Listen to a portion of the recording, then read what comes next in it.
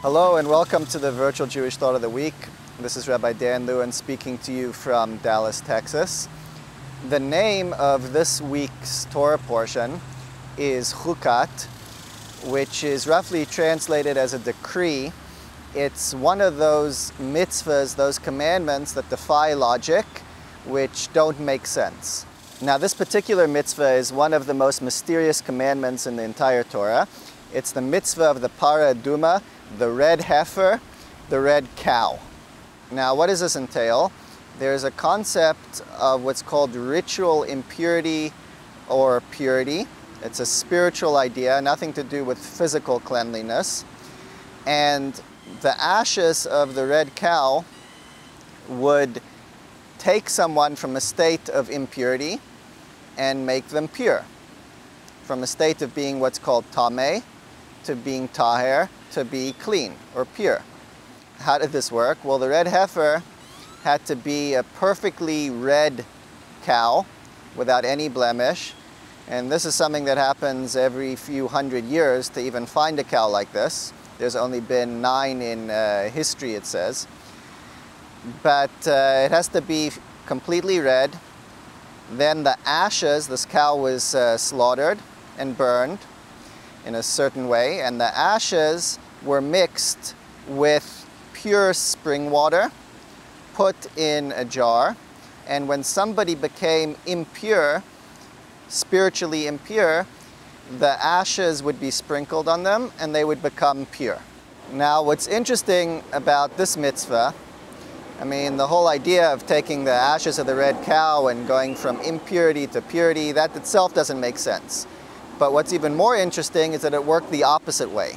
In other words, somebody that was fine, was taher, was pure, if they touched the ashes, they would become tameh, they would become impure. So the secret of the ashes of the red heifer was that if somebody was impure, tameh, they would become pure, tar. If someone was in a state of purity, cleanliness, the opposite, and they touched the ashes, they would become impure. Now, every commandment can be explored on multiple levels, as we've discussed many times. What we're going to do now is to take the broader application of the secret of the red cow, and we're going to see how this applies on a deeper level in our lives. What we're going to look at is there is the idea that if you're pure, you touch the ashes, you become impure. If you're impure, you become pure. That means there's a common element or idea that has the power to achieve 2 opposite effects. So let's look at what this application would be in our lives. The deeper idea of impurity is inactivity, stagnation, something that's close to death. The deeper idea of purity is the idea of movement, of life.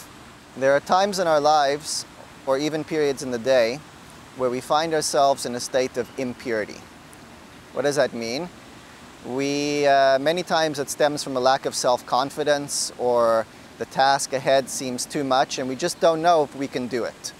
So the impurity is the idea of stagnation or constriction, sadness, or most importantly, inactivity. That's why it says when someone wakes up from their sleep, they're in a state of impurity because they're not moving. The idea of purity is to move, to accomplish, to be light and have life. So we find ourselves in a state of impurity. We say, we just don't know if we can do it. It's such a tough hurdle ahead of me. I don't know if I'm going to make it in life. I don't know if I can come through. And we have to move to a state of confidence, of self-confidence, a state of purity where we're doing, we're in the mode of action. So that's the idea that we have to generate within us. What is the element that's going to do it? It's a confidence, trust in God, a trust in our inner resources, that we have the ability. And when we make that movement through the self-confidence and perseverance to say, I can do it, we're moving from a state of impurity, sluggishness, inactivity, to a state of accomplishment and confidence and performance. Okay, so that's going from impure to being pure. Now, once we accomplish this, the same emotion or attitude of confidence, if we go ahead and we find ourselves on the other side and we look back, we say, well, I didn't think I'd be able to do this, and I did it. The second that we stop moving and we say, you know what? I did it. I'm happy with myself. It's enough. I'm proud of myself. I have self-satisfaction. See, I can do it. That same emotion that started out taking us from a state of impurity to purity can then become a curse and take us back to impurity.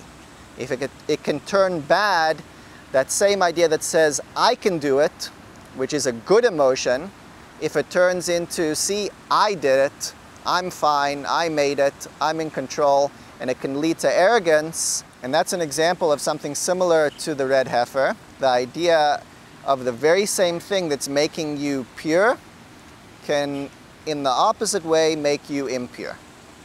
The final message in all of this is that when we find ourselves in a situation that we have to become pure, we have to get confident, we have to generate that belief in ourselves.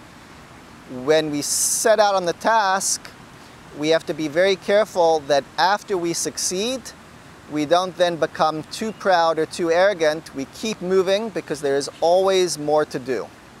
Thank you for watching, for your time. If you like this, please forward it, pass it on. And if you would like to sponsor or dedicate a video, you can email me at the address below. And I look forward to speaking with you next week.